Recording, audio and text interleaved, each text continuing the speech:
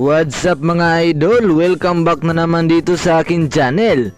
Pag-usapan natin ngayon ang mga bagong update dito sa Barangay Ginebra. Sa parating nga na laban ng Barangay Ginebra at San Miguel Bearmen.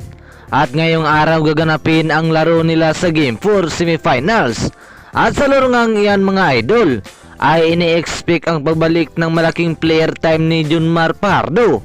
Matapos itong mabigyan ng sapat na pahinga para mag-recover sa kanyang injury. Kaya naman ano nga ba ang kailangan gawin ng Barangay Ginebra para makuha nila ang panalo? At ang kailangan nga nilang gawin at itong si Coach Tim ay hayaan itong si RJ Abarientos sa kanyang laro at isa pa itong si Jimmy Alonzo.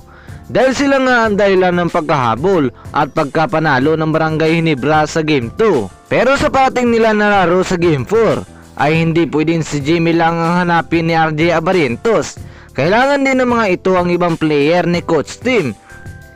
Isa na dito sila Scotty Thompson, Jason David, at lalong-lalo na itong si Japit Aguilar at iba pang player ni Coach Tim. At ang importante nga kailangan nilang gawin ay ang kagaya ni Jamie Alonzo at walang inaatrasan sa loob man ng painted area. Kahit na nakaharang itong si Junmar Pardo ay hindi ito inaatrasan ni Jamie Alonzo. Pero may isang player talaga ang pinakamahalaga sa Barangay Ginebra ay itong si Jason David. Dahil ito lang namang si David ang kaya makipagsabayan sa kalaban at hindi umaatras sa kahit anong laban. Kaya naman itong si David talaga ang dapat tularan ng Barangay Ginebra.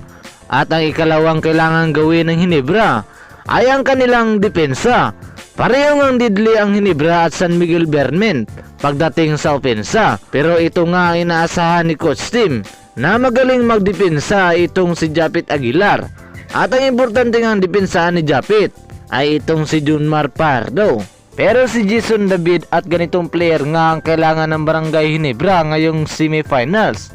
Hindi nga si Jason ang mas kilala sa Game 2. Pero siya ang tunay na simbolo na hindi sumusuko sa kanyang kupunan. At ito na lamang ating update mga kaibigan. Maraming salamat sa inyong panonood at pakikinig.